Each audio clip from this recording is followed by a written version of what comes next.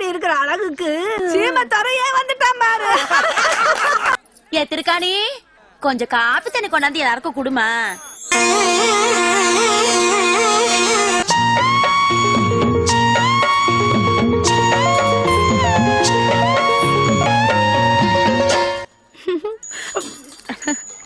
என்ன ராக்கி, வெத்தலை பாக்கெல்லாம் போடுவா போல் இருக்கு.